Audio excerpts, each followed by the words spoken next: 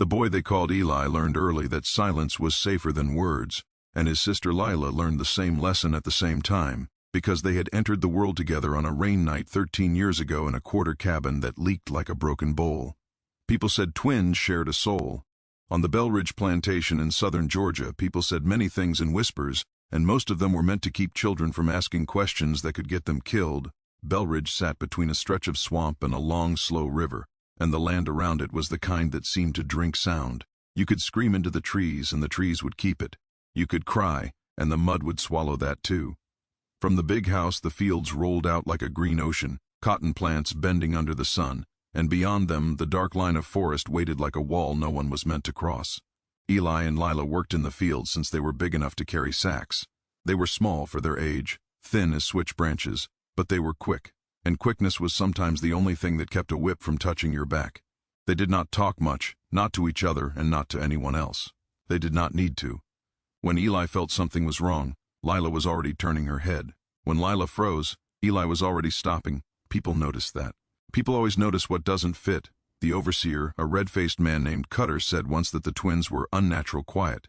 He said it like it was a bad smell. They ain't right, he told the master.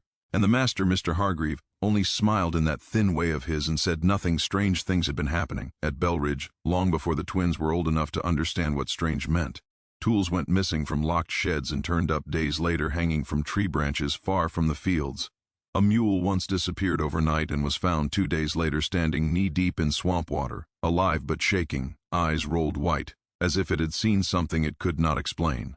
Once, a whole stack of cotton sacks was discovered neatly piled in the middle of a path that no one ever used, as if someone had wanted them to be found. The slaves whispered about spirits. The whites blamed theft and laziness. Cutter blamed everyone. Eli and Lila noticed something else. They noticed that the woods were not always the same. Some days, on the walk back to the quarters, Eli would see a crooked pine leaning left, and the next day it would be leaning right. Or a fallen log that should have been near the creek would be closer to the field. Or a narrow deer path would vanish, swallowed by brush that hadn't been there before. He never said anything. Neither did Lila. But at night, lying side by side on their shared pallet, they would stare at the dark and listen to the swamp insects and know that the land itself was shifting, just a little, like a man turning in his sleep. The day everything began, the air was thick and gray, the kind of day that made your lungs feel heavy. The cotton scratched at Eli's fingers as he worked. His sack was half full. Cutter was on his horse, watching, chewing something, his eyes always looking for a reason to be angry. Lila straightened for a moment to stretch her back, and that was when Eli felt it. Not a sound, not a sight, a change. Like the moment before a storm breaks. He looked up, at the far edge of the field, where the cotton gave way to tall grass and then to the dark trees. Something was wrong. The line of the forest was not where it should be. It was closer, just a little, like it had taken a step. Eli blinked. The feeling didn't go away. Lila had frozen. Her sack hung forgotten from her shoulder. She was staring at the same place. They did not move. Around them people kept working. Nobody else seemed to notice. "Girl," Cutter shouted, "you paid to stare at trees?" Lila flinched and bent back to work. Eli did the same. But the unease stayed in his chest like a trapped bird. That night, after the horn blew, and the quarters filled with the low sound of tired bodies and quiet talk, Eli and Lila slipped out. They did not plan it. They never did. They simply looked at each other, and both knew. The moon was a thin, pale curve. The path toward the swamp was one no one used unless forced. People said there were snakes big enough to swallow a child. People said there were places where the ground would open and take you. People said many things. They walked anyway. The night air was cooler, and full of sounds that seemed too many to count. Frogs, crickets, the distant hoot of something that might have been an owl. Or might not. They went to the place where the forest had seemed to move. Up close it looked normal. Trees, vines, shadows. But Eli felt it again, that wrongness, like the world had been stitched together badly here. He took a step forward. The ground did not feel the way ground should. It was not soft. It was not hard. It felt waiting.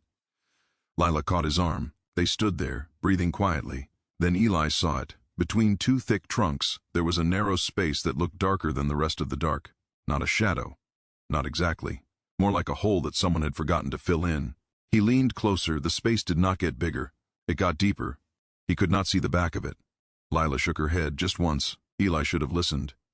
He reached out with one hand. The air inside that dark gap was cold. Not night cold. Not swamp cold. It was the cold of deep water and buried things. He pulled his hand back fast. They did not speak. They turned and walked away faster than they had come, their hearts beating too loud in their ears. Back in the quarters, they lay awake for a long time. The next morning, the place was gone. The trees stood as they always had. No dark gap, no wrongness, just forest.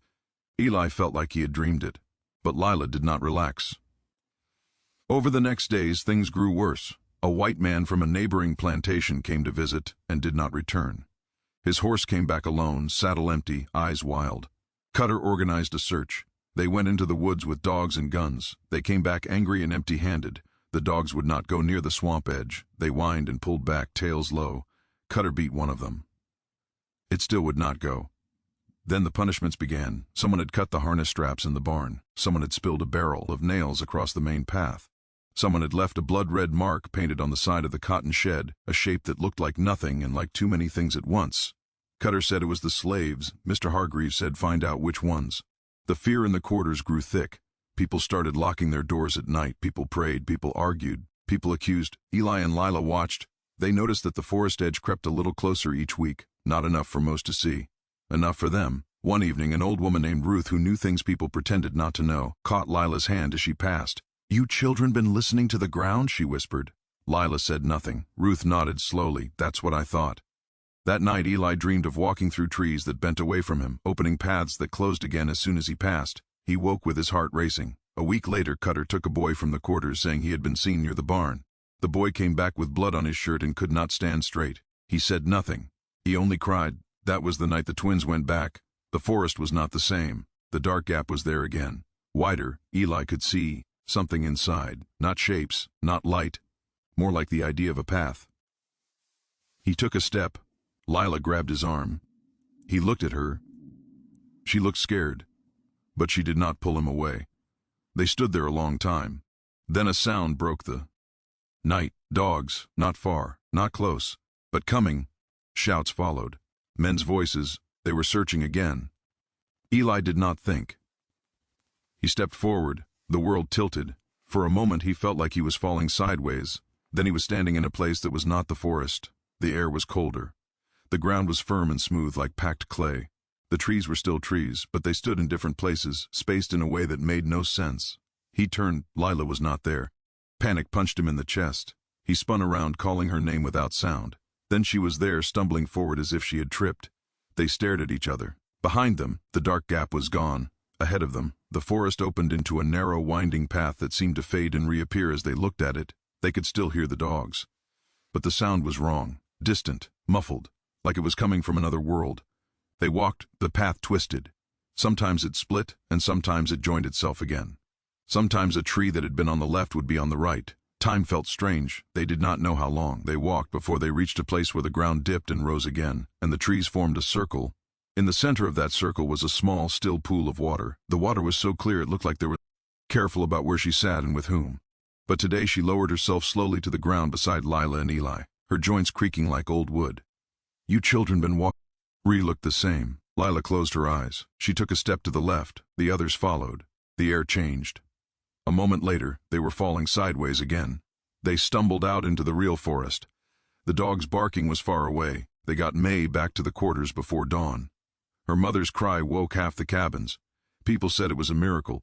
Cutter said it was a lie. He questioned everyone. He did not question the twins. Not yet. But he watched them. After that, the forest did not stop. More things vanished. Sometimes they came back. Sometimes they did not. Once, a white overseer's boy went missing near the river. He came back 3 days later, clean and calm, and would not speak. He did not scream in his sleep. He did not laugh. He did nothing. People began to whisper different whispers, not about spirits, about doors. Eli and Lila did not go every time. But sometimes when the feeling came, they began to understand the path a little. It was not fixed. It was more like a thought, or a memory, or a decision the land had to keep making. They learned that fear made it harder. They learned that holding hands made it easier. They learned that the land did not like guns. One night they saw men with torches moving through the other forest, their shapes distorted and stretched. The men shouted and cursed and fired into the trees. The trees closed around them. The sound stopped. Eli did not know if they were dead. He was not sure that was the right word for what might have happened. The more they used the path, the more the real forest changed. Trees moved. Trails vanished. The swamp seemed to spread. Cutter noticed. Mr. Hargreave noticed. They talked in the big house with doors closed. Then men came from far away, men with better guns, men with calm eyes. They said they were there to solve a problem. The first thing they did was chain a line of people together and march them to the forest edge. They said they would burn it. The land answered. That night, fire would not stay lit. Torches went out as if drowned. The air turned wet and heavy. The swamp rose in places it had never been before. One man fell into a place that had been solid ground an hour earlier. He did not come back up. The men began to look afraid. Eli and Lila stood in the dark and watched. They felt the land listening. They felt it waiting. And for the first time, Eli understood something that made his stomach twist. The land was not just helping, it was learning. The land was not just helping, it was learning. Eli felt that truth settle into him like a stone dropped into deep water, sending slow, widening circles through everything he thought he understood. For days after the night the men tried to burn the forest, Bell Ridge existed in a strange, held-breath silence. The torches had failed. The guns had sounded wrong in the thick, wet air, their echoes swallowed too quickly. The men who had come from far away walked with less certainty now, their eyes always flicking toward the trees as if expecting them to move when they weren't looking. Cutter was furious. He took that fury out on whoever was nearest. The whippings became more frequent. Smaller mistakes were punished harder. A dropped tool, a crooked row, a glance held too long. Everything became an excuse. People started walking with their shoulders tight and their eyes low, like animals that know a trap is somewhere but not where. Eli and Lila felt it too, the tightening. But they also felt something else under it, something like a low hum in the ground. The land was restless, it was choosing. They did not talk about that part, not even to each other. Some things were too big to give names to. It started with Mr. Hargreave's prize mare. She was found one morning, standing in the middle of the main road, perfectly calm, rain still on her head, but her stable door was still locked and the key was still on the hook in the tack room. Cut. Terror swore it was witchcraft. The men from far away said nothing, but one of them, a tall, thin man with gray at his temples, knelt and studied the ground around her hooves. "There ain't no tracks," he said quietly. That made Cutter angrier.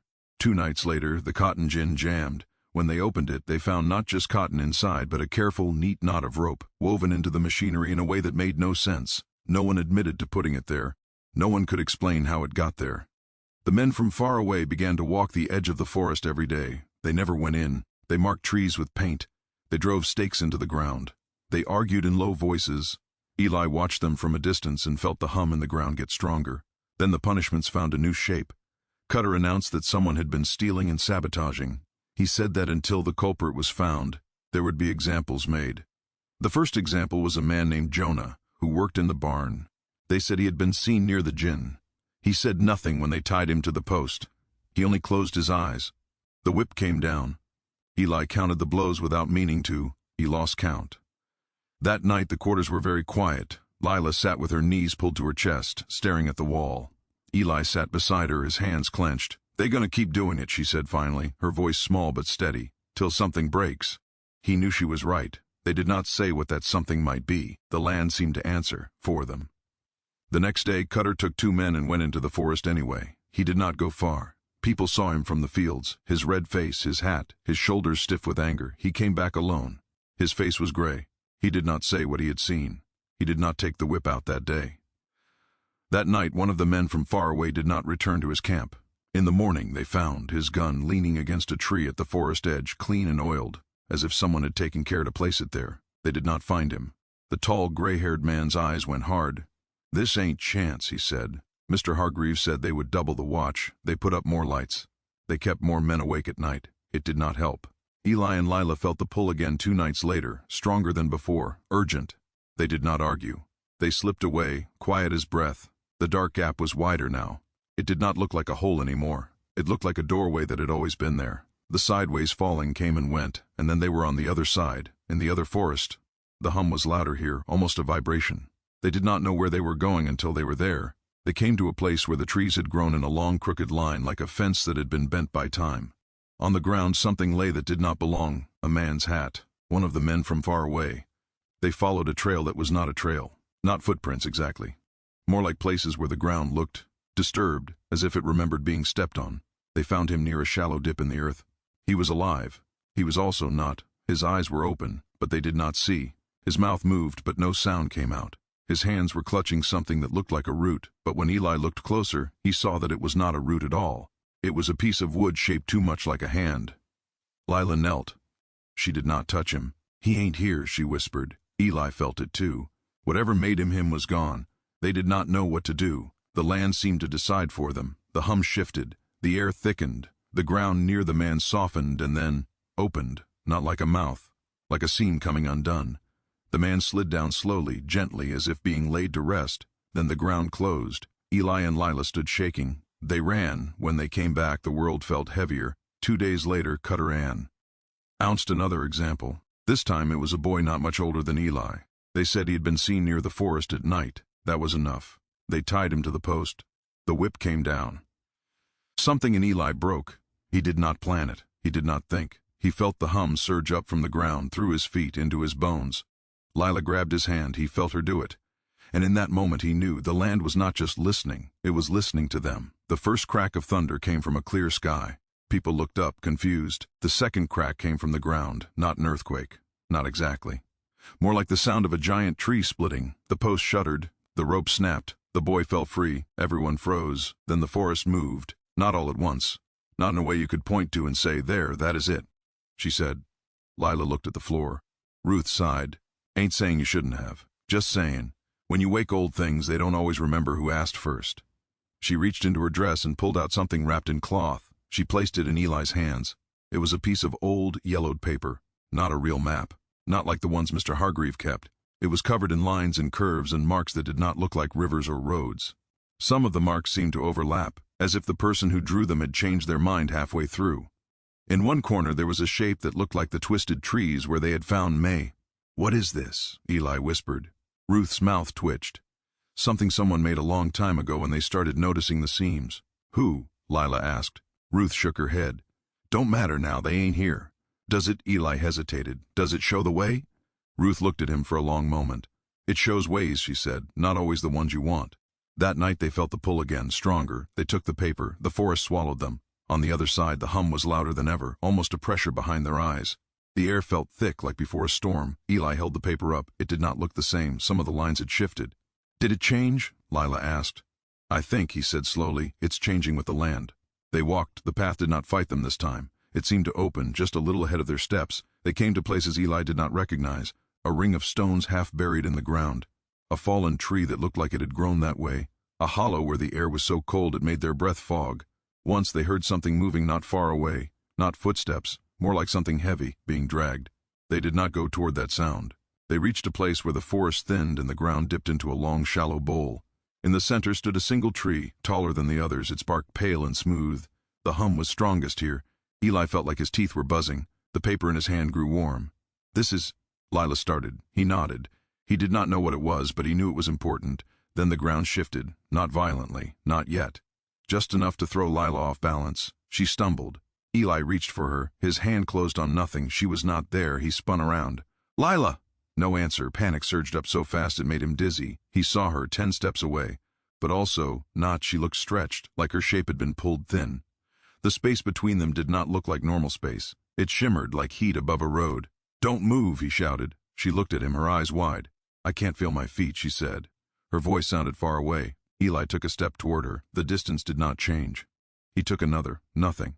It was like trying to walk toward a reflection. The hum grew louder. The tree in the center of the bowl seemed to lean. Eli looked down at the paper. The lines were shifting fast. Now, one of them faded. Another grew darker. He did not understand it. But he felt somehow that the paper was not telling him where things were. It was telling him what the land wanted. He closed his eyes.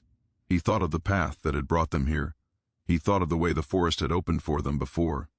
He took a step not toward Lila, but sideways. The world tilted. He nearly fell. Then he was closer, not by much, but closer. He took another step, not forward, not back, but in a way that did not have a name. The air changed. Suddenly he could feel the ground again.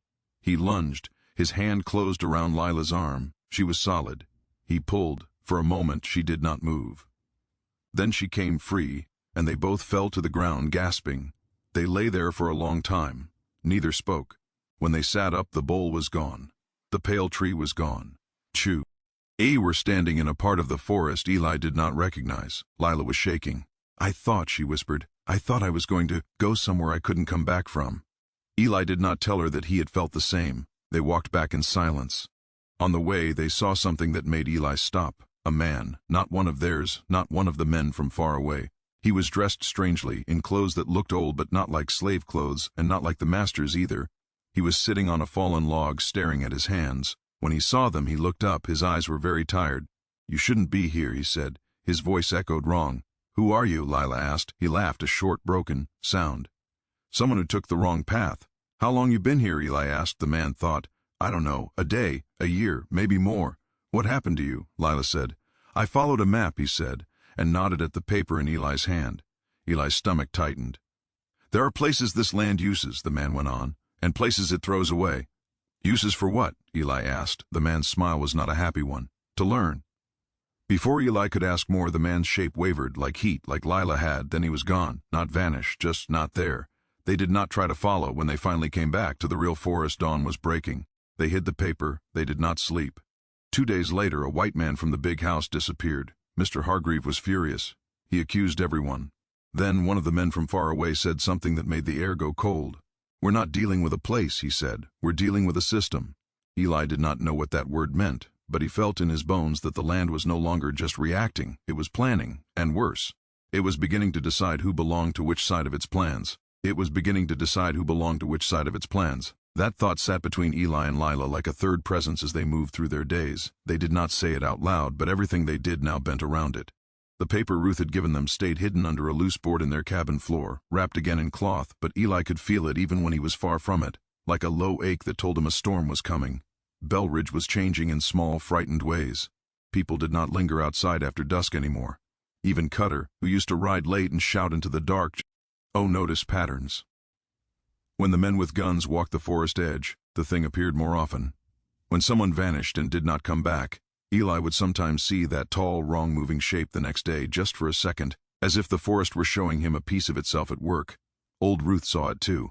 "You hear it?" she asked one night, sitting outside their cabin, her eyes on the dark. "Hear what?" Lila asked. "Footsteps that don't touch the ground." Eli felt cold. "What is it?" he asked. Ruth was quiet for a long time. "Don't know," she said finally, "but I know this, it ain't new and it ain't free." "What do you mean it ain't free?" Lila asked. Ruth looked at her. "Nothing that learns is free. Learning always costs." 2 days later, the cost came close to home. A man named Thomas, who worked in the fields near Eli and Lila, was accused of trying to run. It was not true. He had a wife, he had a new baby, but someone said they had seen him near the forest at night. That was enough. They tied him. They dragged him. They were going to make an example. Eli felt the hum rise up from the ground again, but this time it was different. It was not just a pressure. It was a question, like the land was waiting to see what he would do. He looked at Lila. She was already looking at him. They did not speak. They did not have time. The men were shouting. Cutter was shouting louder. Then, between the trees near the path, the shadow appeared. But it was not a shadow anymore. It stepped forward. It had a shape now, almost a shape. Tall, thin. Its surface looked like bark and smoke and darkness layered together. Where its face should have been, there was only a shifting suggestion of features, like someone trying and failing to remember a human face. The shouting stopped. Even Cutter went quiet. The thing did not rush. It did not need to. It walked. The ground did not change under its feet. The air did. People backed away without realizing they were doing it. Thomas was still tied to the post, eyes wide, mouth working. The thing turned its head. Eli felt somehow that it was not looking at Thomas. It was looking at the men with guns. One of them raised his rifle. It did not fire. The man looked at it, confused, and then at his hands. The rifle was no longer there. It was lying 10 feet away, gently placed on the ground. The thing took another step. Someone screamed. Someone ran. The forest seemed to lean in. The thing did not chase. It simply walked to the post, lifted one long, wrong-shaped limb, and touched the rope. The rope fell apart. Not cut. Unmade. Thomas collapsed. The thing did not look at him again. It turned and walked back toward the trees, and the trees opened for it. When it was gone, the world seemed to breathe again. No one spoke for a long time. Then Cutter shouted. He shouted about demons and tricks and cowardice, but his voice was shaking. That night, the men from far away argued in their camp. Eli and Lila could hear them from the edge of the quarters. Words like contain and isolate and burn it all were thrown into the air like sparks. Eli lay awake and thought about the man who had followed the wrong path and become nothing. He thought about the shape that walked like the forest's hand. "What if," he whispered into the dark, "it ain't on our side?" Lila did not answer right away. "Maybe it don't got a side," she said finally. "Maybe it's on the land's." The next time the pull came, it did not feel like a suggestion. It felt like being summoned. They took the paper. The lines on it were more active than ever, sliding and darkening and fading as if something beneath the page were breathing. On the other side, the forest felt awake. They did not wander this time. They were guided. They came to a place where the ground sloped down into a long corridor of trees, their branches woven together overhead so that only thin lines of light reached T. He ground. In the middle of that corridor, something waited. It was the same thing, or something like it. Up close, Eli saw that its surface was not smooth. It was made of many textures: bark, stone, something that looked like cloth, something that looked like skin. It did not attack. It did not even move toward them. It simply stood. The hum was almost painful now. Lila swallowed. "Can you hear us?" The thing tilted its head, not in a human way, in a way that made Eli think of a tree leaning toward light. Images flooded his mind, not words. He saw the forest as it had been before the plantation. He saw men cutting and burning. He saw the land breaking in ways that did not heal. He saw lines being drawn and redrawn. He saw something like doors being forced open. He saw the man with the map. He saw many others. The thing was not one creature. It was a function, a way the land corrected itself. "And us?" Eli whispered. More images. He saw himself and Lila walking paths that did not exist. He saw people being pulled away from danger. He saw others being sorted. He felt sick. "You use us," Lila said, not angry, just stating the thing did not deny it. "What happens when we're not useful anymore?" Eli asked. The images stopped. For a moment there was only the hum. Then he saw the man again. The one who had followed the wrong path. He saw him fade. Eli's chest felt tight. They did not stay longer. On the way back they saw a group of men from far away in the other forest. They were setting something into the ground. Metal rods connected by wire. The land did not like it. The path twisted and closed behind Eli and Lila as they left. The next day one of those men did not return. The day after that 2 more were gone. Mr. Hargreave made a decision. He would bring soldiers. Real ones. Belridge buzzed with fear and rumor. Eli and Lila sat in their cabin and held hands. "The land's gonna fight," Eli said. Lila nodded. "And it ain't gonna care who gets caught in the middle." That night Eli saw the shape again, walking the far edge of the fields, where the light from the big house could not quite reach. It was not looking at the forest. It was looking at the quarters. And for the first time Eli understood something that made his blood run cold. The land was not just defending itself anymore. It was preparing. And preparation meant choices. And choices meant that soon, very soon, some people would be saved. And some people would be taken. Some people would be saved. And some people would be taken. That truth sat over Belridge like a low cloud that never moved. Eli felt it in the way the air pressed against his skin, and in the way even the birds seemed to avoid certain trees now. The shape that walked between the trunks appeared more often, sometimes only as a suggestion, sometimes clear enough that more than one person saw it and crossed themselves or whispered prayers that had nothing to do with hope. The men from far away stopped trying to pretend they understood. They sent messages. They waited. When the first soldiers arrived, the plantation changed again. They came in neat lines, boots clean, faces set. They brought more guns than Eli had ever seen in one place, and they brought tents and wagons and crates marked with words he could not read. They set up their camp on the far side of the big house, as if they wanted to keep one eye on the forest and one on the quarters at all times. Mr. Hargreave walked with them and talked with them and pointed. Cutter walked behind, quiet. The soldiers did not whip people. They did not need to. Their presence was its own kind of threat. They posted guards at the forest edge and along the paths. They began counting people in the quarters every morning and every night. "Containment," one of them said, as if the word were a spell. The forest did not move for 2 days. On the 3rd night the hum began again, low and steady like something huge turning over in its sleep. Eli lay awake with Lila's hand in his, listening. "It's coming," she whispered. He knew she was not talking about the soldiers. The pull came before dawn, not gentle, not like before. It was a weight behind his eyes and in his chest, a direction that felt as clear as north. They took the paper. On the way out they saw old Ruth standing in the shadow of her cabin. She did not try to stop them. She only nodded once. "Remember," she said softly, "the land don't care about numbers. It cares about shapes." Eli did not understand what she meant. He would. On the other side the forest was brighter, but not with light, with activity. The hum was everywhere, and the paths were more solid than he had ever seen them, like the land had decided what it wanted them to be. They did not wander. They were taken. The shape was waiting for them in a place that felt like a crossroads. Though there were no signs and no roads, only many directions the forest could be. This time, it did not just show them images. This time, it gave them a feeling, pressure, urgency, and beneath that, something like agreement. Eli's mind filled with the plantation, seen from above, as if he were a bird. He saw the quarters, the big house, the fields, the lines of soldiers. He saw doors opening and closing, paths folding in on themselves, spaces stretching and compressing.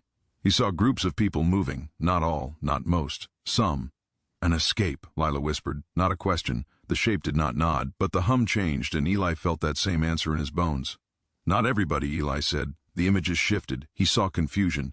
He saw some people hesitating, some people running the wrong way, some people being caught. He saw places that closed. He swallowed. You're gonna sort them, he said. Like before. The shape did not deny it. What do you want from us? Lila asked. The answer came as a kind of map that was not a map, layered over the paper in Eli's hand and over his thoughts at the same time. Times, moments, movements that had to happen together. Doors that would only open if someone was there to open them. You want us to lead, Eli said, to be the first through some of those doors, to hold others open, to choose, sometimes, when to let them close.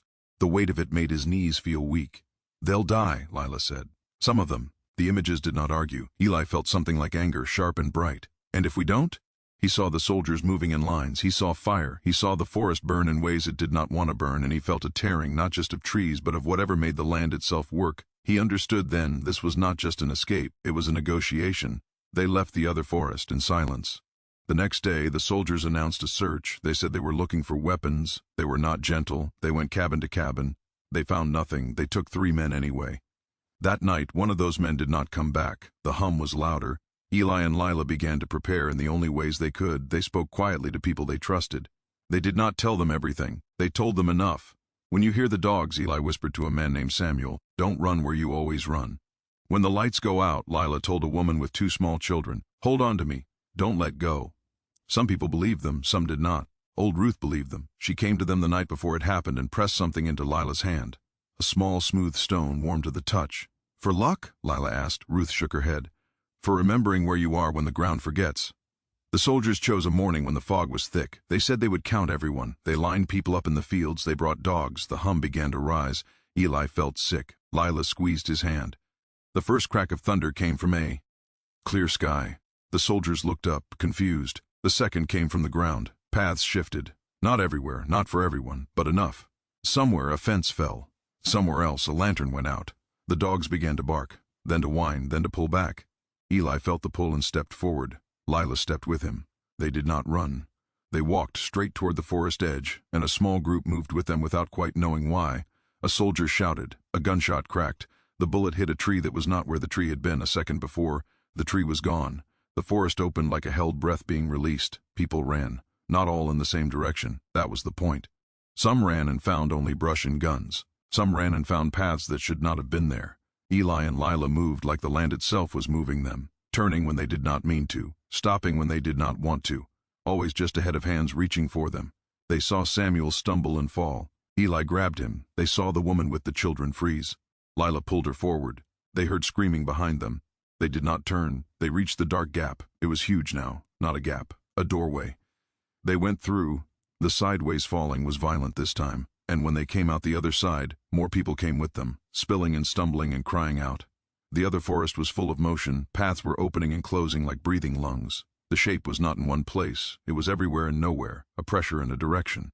Follow them, a soldier's voice echoed, wrong and distant from somewhere that was not quite here. Some soldiers came through. They did not last long. The land did not like guns. The ground softened. Trees leaned. Paths bent back on themselves. Eli saw one man run in a circle shouting until the circle closed. He vanished like he had never been. They moved, always. Sometimes the path was wide and easy. Sometimes it was a crack in the world that only one person could pass through at a time. Once, Lila was on one side and Eli on the other, and the space between them stretched like before, and for a terrible second he thought he was going to lose her. Then she stepped in a way that did not have a name, and was there again. They lost people. They saved people. There was no clean line between the two. At one narrow place a man with a limp fell and could not get up. Eli tried to go back for him. The path was gone. He still heard the man's voice for a while. Then he did not. They reached the pool. The still water was gone. In its place was a broad, shallow passage that led into a forest that felt quieter, safer. The hum was softer there. People collapsed. Some cried, some laughed, some just stared. Eli and Lila stood shaking. How many? Lila whispered. He did not know. He did not want to count. Behind them, the passage narrowed, then it was gone. On the far side, in the real world, Belridge was burning, not all of it, but enough. The soldiers did not follow. They could not. The land had made its choice. That night, as people huddled together in a place that was not quite anywhere, Eli felt the paper in his pocket grow still for the first time since he had known it. The land was quiet, not finished, but satisfied, for now. And Eli understood something that made his chest ache. This had not been the end of the land's learning. It had been a lesson, and lessons meant there would be more tests. It had been a lesson. Eli did not understand that at first. Not fully. In the quiet place beyond the passage, beyond Belridge, beyond the smoke and the shouting and the dogs, he only understood that his body hurt, and that Lila was alive, and that there were many people around them who should not have been there and yet were. The forest here was not like either forest he knew. It was thinner, calmer, as if the land itself had chosen to loosen its grip. They stayed there for a long time, no one knew how long. Days, maybe. Or weeks. Time did not behave the same way. Some people tried to go back. They could not find the way. Some people said they would, rather die than go back. Some people did. Others began to move, following paths that seemed to lead out into a wider world. Eli and Lila did not lead anymore. They walked, they helped, they kept quiet. The paper stayed still. Old Ruth did not come through. Eli never found out why. Years passed. They found places where no one asked too many questions. They found work that did not come with whips. They found nights that were quiet in a different way. But the land never completely left them. Sometimes Eli would feel that hum again, very faint, like a memory of a sound. Sometimes Lila would stop in the middle of a road and say, "This place got a wrong edge," and they would walk another way. They did not talk about Belridge, not because they did not remember, because remembering felt like touching something that might still be hot. They grew, they changed, they learned to read a little, to write their names, to listen in new ways. They tried to become ordinary. The world did not let them.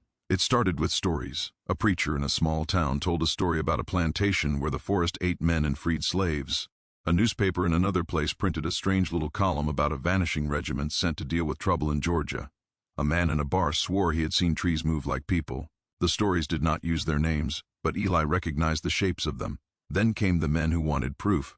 They did not call themselves hunters, they called themselves investigators, scholars, rationalists. They came with notebooks and polite smiles and questions that did not sound dangerous until you listened closely. They wanted to know where Eli and Lila had been during the war, during the fire, during the incident. They wanted to know what they had seen. They wanted to know if they could show it. No, Eli said. No, Lila said. They did not believe them. They followed. Once, in a town by a river, a man with a neat beard and a careful voice sat at their table without asking. "You understand," he said, "that history doesn't work the way people like to tell it. It works by records, by evidence." Lila looked at him. "Some things don't leave the kind of evidence you want." He smiled. "Everything leaves something." That night, Eli felt the hum for the first time in years. It was not coming from the land, it was coming from the man. They left that town before dawn. They did not stay anywhere long after that. But the men kept coming. Sometimes they pretended to be something else. Sometimes they did not pretend at all. They offered money. They offered protection. They offered to make the story right. "What does that mean?" Eli asked one of them, a younger man with nervous eyes. "It means," the man said carefully, "that we decide what really happened in a way that makes sense." "And if what really happened don't make sense?" Lila asked. The man smiled thinly. "Then it didn't happen." That was when Eli understood. They were not trying to learn, they were trying to erase. If the land was a lesson, these men were trying to burn the book. They found others who had been there, not many. A woman who still had nightmares about paths that closed. A man who would not walk in forests at all anymore. A boy who had grown into a silent, watchful adult who flinched at the sound of dogs. The men talked to them too. Some of them broke. Some of them took the money and said what they were told to say. Stories began to change. Belridge became a fire, a riot, a simple escape. A misunderstanding. The forest became nothing. Just trees. Then one of the men came too close. He was not polite. He did not pretend. He found them in a place they had stayed. Too long, a small farming town where no one asked much. He came at dusk. He did not sit. "You're done running," he said. Eli felt the hum before he saw him. It was faint, but it was there. "We ain't running," Lila said. "We're living."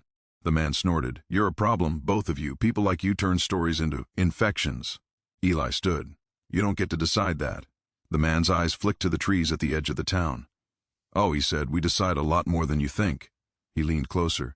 "We're going back to Georgia, and you're coming with us." Lila's hand found Eli's. "No," she said. The man sighed. "I hoped you'd say that." That night 3 men tried to take them. They were quiet. They were careful. They were not careful enough. Eli did not know if the land heard him or if it had never stopped listening, but the hum rose, not loud, not like before, just enough. One of the men stumbled on a step that had been solid for years and fell down a short, sharp drop that should not have been there. He broke his leg. Another turned a corner and found himself not where he should have been. and ran in circles until he ran out of breath and sense. The third saw Lila look at him and hesitated. That was all it took. They did not chase them. They left. They knew what it meant. After that, the men changed their approach. They did not try to take Eli and Lila anymore. They tried to take the story. Books were written. Official reports were filed. The incident at Belridge became a footnote, then a rumor, then a local legend, then nothing. Eli and Lila grew old. Not together at first. They separated for a while, not because they were angry, but because being together made the world too watchful. They wrote letters. They met again years later in a place where the trees were thin and the ground was dry and quiet. They sat on a porch and watched the sun go down. "Do you still feel it?" Lila asked. Eli nodded. "Sometimes." "Do you think it's done?" she said. He thought about the shape that walked between trees, about the way the land had learned. "I don't think it ever is," he said. "The men who wanted to erase them kept working, slowly, patiently. They outlived many of them, but not all." One day, a young woman came with a notebook and careful eyes and a voice that did not try to be gentle. "My grandfather died trying to understand something in Georgia," she said. "Everyone told me he was chasing ghosts, but he left me his papers." She showed them drawings, not of maps, of seams. Eli felt tired. "What do you want?" Lila asked. "Truth," the woman said, "even if it doesn't fit." They did not answer her, not then. That night, Eli dreamed of the pool that was no longer there and of the man who had followed the wrong path. He dreamed of a door that stayed open too long. When he woke, he knew, some lessons do not end. They wait. In the morning, he told Lila, "They ain't done." She nodded. "Neither is the land." The woman left with nothing but silence. But the silence was not empty. Years later, after Lila was gone and Eli was almost gone too, he heard the hum one last time. Not strong, not urgent, just present. Somewhere, someone had found the edge of a seam again, and somewhere else men were already sharpening their words to make it disappear. Eli smiled, a small, tired smile. They could erase the twins from books. They could bury the story under other stories. But they could not erase the lesson. Because the lesson was not written in ink. It was written in the way the land remembered. Tea was written in the way the land remembered. Long after Eli was gone, long after the names of the plantation and the men who had owned it had been ground down into the dust of forgotten records, the remembering did not stop. It never does. Land does not forget the way people do. It does not choose what is convenient. It keeps what is pressed into it. Footsteps, blood, fire, the shape of fear, the shape of hope. And sometimes, when the pressure becomes too much, it answers. The place that had once been Belridge did not look like much anymore. A scatter of stones, a line of old oaks that had grown into strange leaning shapes, a marshy dip where a field had been. If you did not know, you would walk past and think nothing of it. If you did know, you would feel a faint wrongness in the air, like standing near a deep well and not seeing it. That was how the young woman found it. Her name was Margaret Hale. She did not believe in ghosts. She believed in records, and in the spaces between records. She had found those spaces in her grandfather's papers, sketches of seams, notes about non-Euclidean displacement, angry letters from men who told him to stop asking the wrong questions. He had died without proving anything. Officially, he had died chasing a story. Unofficially, he had died too close to something that did not want to be written down. Margaret did not come looking for a story, she came looking for a boundary.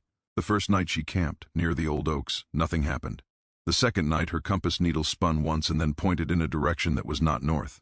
The third night she dreamed of paths that closed behind her and woke with the taste of cold water in her mouth. She took notes. She always took notes. On the fourth day she found the stone. It was small, smooth, warm to the touch even though the air was cool. She did not know why she picked it up. She only knew that when she did, the air around her seemed to settle. She felt a hum, very faint. She followed it, not with her feet at first, with her attention. The place where the ground dipped had a wrong curve to it. The trees around it were not quite evenly spaced. The shadows did not match the light. She set up markers. She measured. She wrote. Nothing fit. That night she dreamed of two children standing at the edge of a field holding hands. When she woke, she was not afraid. She was certain. She went back to town and asked questions. No one remembered Belridge. Some remembered a fire. Some remembered soldiers. Some remembered nothing at all. An old man in a bar said place was always bad ground and would not say more. She went to the courthouse and dug through records. There were gaps, not the normal kind, pages that had been removed, ledgers that ended in the middle of lines, a report that said only incident resolved, site abandoned. She smiled when she saw that resolved was a word people used when they did not know what else to write. She went back. This time she did not camp at the edge. She walked into the dip. The hum was clearer there. She closed her eyes. She thought about doors. The ground did not open, not yet. It took weeks. Margaret was patient. She did not force. She listened. She learned the way the light moved, the way the insects avoided certain spots, the way the air felt heavier in some places than others. And one evening, when the sun was low and the shadows were long, she felt it. A seam, not a crack, not a hole. A place where the world was. Folded. She stepped sideways. The world tilted. She did not panic. She had read her grandfather's notes. She had practiced breathing slowly. She had practiced not trying to grab onto the wrong things. She came out the other side on her knees, her heart pounding. The forest was not like the one she knew. It was quieter, but not empty. She stood. The hum was stronger here. She walked. Paths appeared. Not always where she expected. She saw far off something that might have been a person and might not. She did not follow it. She came to a place where the ground was smooth and firm and wrong, and where the air felt like it was holding a breath. There was no pool anymore, but there was a memory of one. She sat. She took out her notebook. She wrote, "Nothing happened for a long time." Then, she said out loud, "I'm not here to use you." The hum changed. "I'm not here to contain you, or to burn you, or to explain you away." The forest did not move. She swallowed. "I'm here to understand what you remember." The air grew colder, not hostile, focused. Images came to her, not like visions, more like impressions pressed into her thoughts. She felt people running. She felt dogs stopping. She felt doors opening and closing. She felt hands holding hands. She felt a choice being made again and again and again. She felt something like sorrow and something like resolve. "You're not a place," she whispered. "You're a process." The hum deepened. She laughed softly, not because it was funny, but because it was right. "You're a correction." She saw then, not clearly, not with her eyes, but she understood. This land had been damaged in a way that was not just physical. Lines had been forced through it. Boundaries that did not belong had been hammered in. The world had been made smaller here, and the land had learned how to push back, not all at once. Not cleanly, but persistently. She stayed for days. Time did not behave. She saw the shape that walked between trees or something like it, and she did not run. It did not come closer. It did not need to. She spoke into the quiet. "They're still trying," she said. "You know that, don't you?" The hum did not deny it. "They always will," she went on. "They like things that stay put, that can be named and owned and filed away." She thought of her grandfather, of the way his notes had ended. "They're going to find you again," she said. The forest did not answer in words. It showed her a line of possible paths. Some led to burning, some led to being buried, some led to dispersal, not destruction, distribution. She felt a chill. "You want to spread," she said, "not physically, conceptually, to become harder to fence in, harder to point to and say, here, this is it. You want to become a pattern." The hum was almost a yes. Margaret sat back on her heels. "That's dangerous," she said. She saw then not just escape, but confusion. Not just doors opening, but doors opening for the wrong reasons.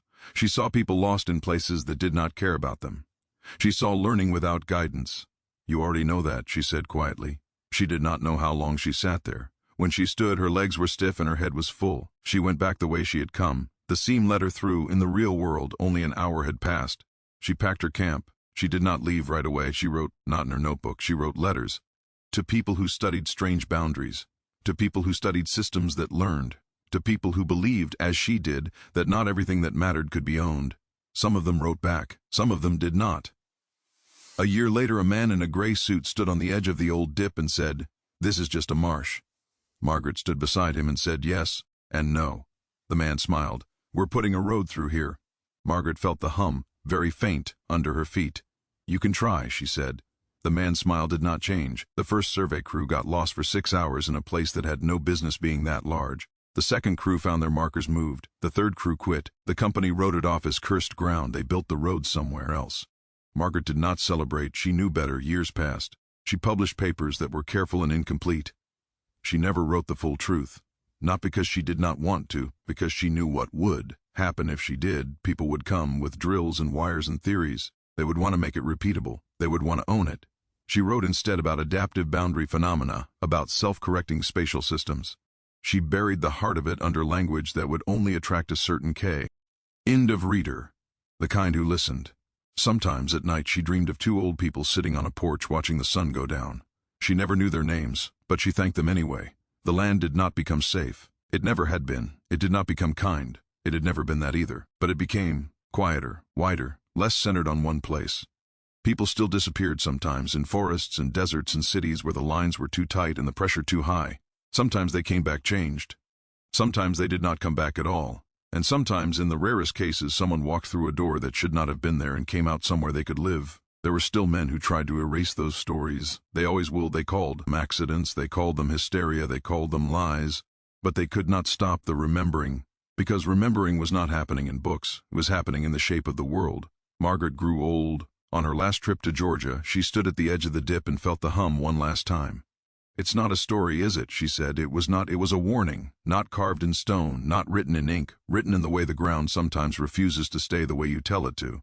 She left the small, smooth stone at the edge of the trees. It was warm. Somewhere, not far away and not quite here, something listened, and somewhere else someone felt for just a moment that the world was not as closed as they had been taught, that there were still seams, and that some of them, if you were very careful and very quiet and very willing to accept the cost, could still be opened.